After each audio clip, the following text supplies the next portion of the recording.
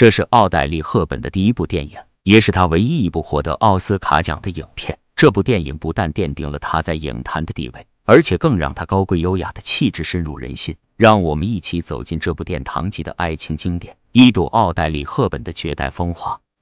安妮是欧洲最古老王室的公主，这次她代表国家出访欧洲。作为王位继承人的她，一路上受到了民众极为热烈的欢迎。在管家的辅佐下，她完美呈现出大国公主的风范。最后一站，她来到了浪漫之都罗马，王室以最隆重的礼仪设宴招待，王公贵族排队与之握手。舟车劳顿的公主实在脚力不支，于是俏皮的她脱下一只高跟鞋想放松一下，不料高跟鞋不听使唤的撇到了一边，这让在场的人都万分紧张。虽然安妮表面维持着公主优雅端庄的形象，可内心早已慌乱不已。好在管家经验丰富，带着公主踏上舞池，自然的化解了尴尬。当然只此一事，也能看出安妮公主被此次访问折腾的属实是疲惫不堪。她在寝室中望向窗外，对那个欢声笑语的平民世界充满向往。正当她沉浸在这份向往中时，伯爵夫人端过来牛奶和饼干，并开始喋喋不休地给她念着明天满满当当的行程以及公主所应该表现出的礼仪和气质。被强行安排的甜美优雅与内心真实的热烈俏皮在此刻发生了激烈的碰撞，她有些精神崩溃。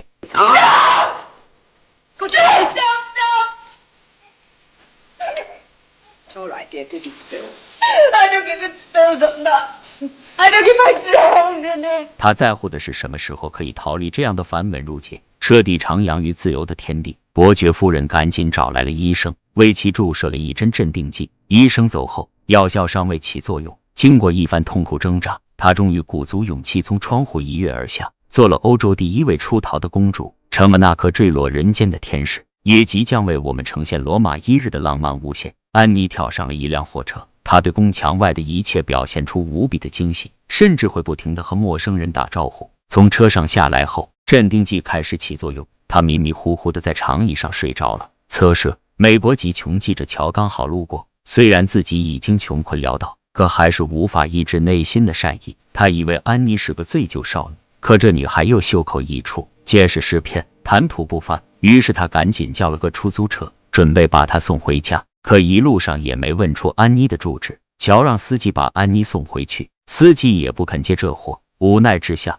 乔只好把安妮带回自己租的小公寓。乔把安妮安排在沙发上，自己也因昨日的疲惫睡过了头。到了公司就被领导一顿质问，最后他谎称自己已经采访到了公主，可公主抱恙，采访取消的新闻早已铺天盖地。乔拿到报纸，惊喜地发现报纸上的公主不就是昨天自己带回家的醉酒少女吗？乔来罗马已数年，事业毫无起色，这次他终于嗅到了自己飞黄腾达的机会，于是便和老板以$5000做赌注，说自己可以对公主进行独家专访。压下了赌注，乔就开始为自己的专访做准备。他先是给房东打电话让他看好房间，又让自己的好兄弟艾文过来帮忙，一副胜券在握的姿态。安妮醒来后，看到自己在一个陌生男人家里，很是震惊。不过在和乔交谈之后，慢慢对这个儒雅绅士的男士放下了戒备。安妮收拾了一番就准备离开，乔借给她了一些钱，准备一路跟踪，伺机行动。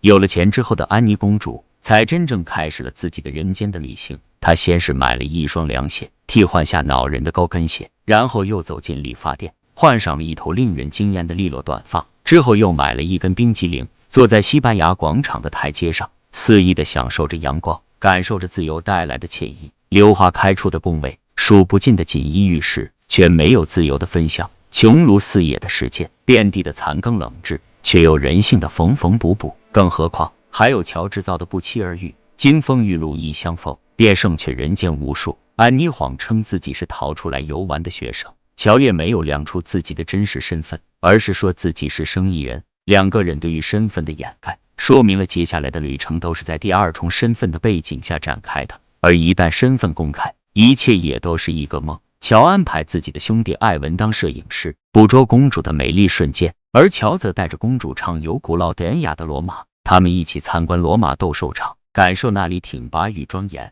骑着小摩托在罗马大街上驰骋，捕捉那里的奇异与匠心。不觉尽兴的安妮还亲自骑上小摩托，慌乱地穿梭在街道上。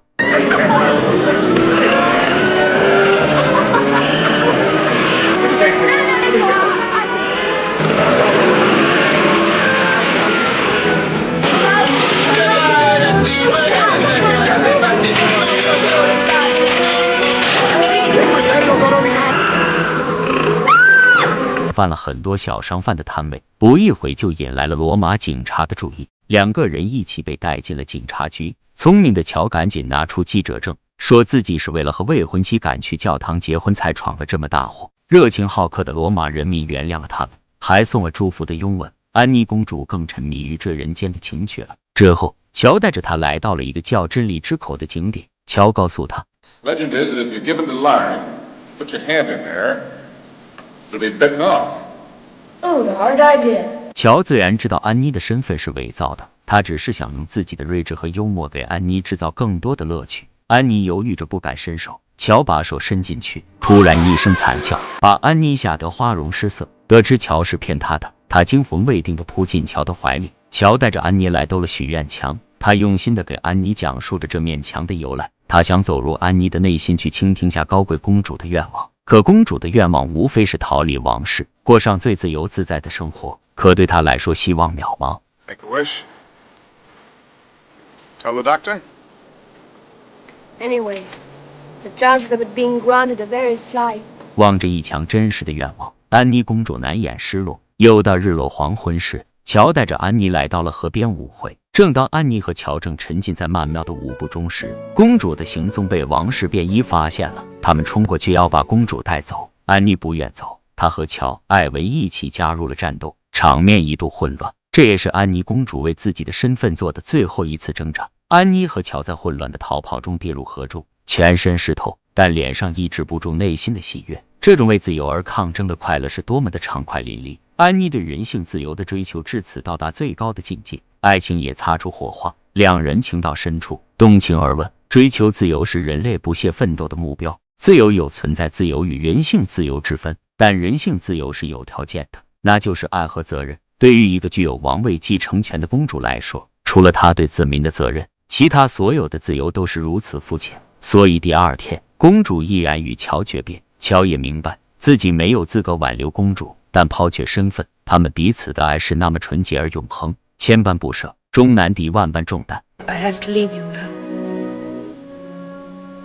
I'm going to that corner there. Turn. You stay in the car and drive away. Promise not to watch me go beyond the corner. Drive away and leave me as I leave you. I don't know how to say goodbye. Think of any words. Don't try.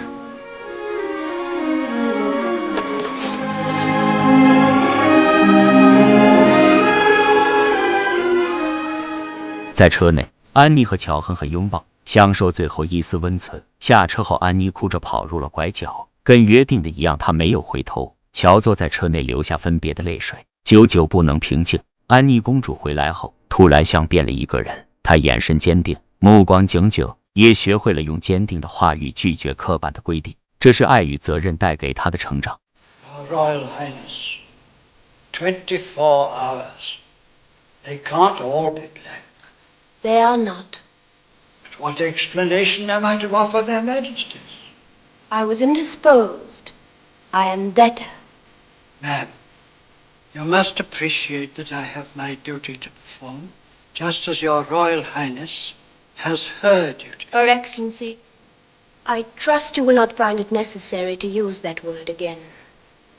Were I not completely aware of my duty to my family and my country, I would not have come back tonight, or indeed ever again.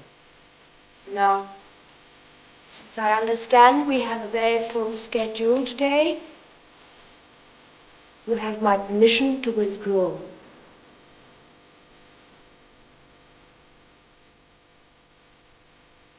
另一边，乔也放弃了用公主的独家照片来发财的机会。艾文作为真心朋友，也理解乔对公主的情谊，他把照片都给乔留作纪念，自己不免失落的离开。一日真情相负，可抵岁月漫长。记者会如期举行，安妮公主一袭华丽的礼服出现在现场，看着场下的记者乔，两人四目相对，瞬间明白了昨天的一切真的都是幻影。安妮强装镇定，大方得体地回答了所有记者的提问。可当被问到最喜欢哪个城市的时候，她摒弃了准备好的官方的回答，而是动情地对着乔说 Rome, By all means, Rome. I will cherish my visit here in memory as long as I live. 因一个人练一座城。听到这个回答，乔在台下泪流满面。记者会的最后，安妮公主为了和乔能够再次握手，她和在场所有的人握了一个遍，走到乔身边，她第一次真正的介绍了自己。安妮公主含情脉脉看着她，此刻每个人的心中都会由衷的吟涌出那一句：人生若只如初见。罗马假日如此动人心魄，除了奥黛丽·赫本和格里高利·派克的魅力，还有他所传递出来的爱情观和最高尚的民族大义。责任使人更克制，而自律才使人更自由。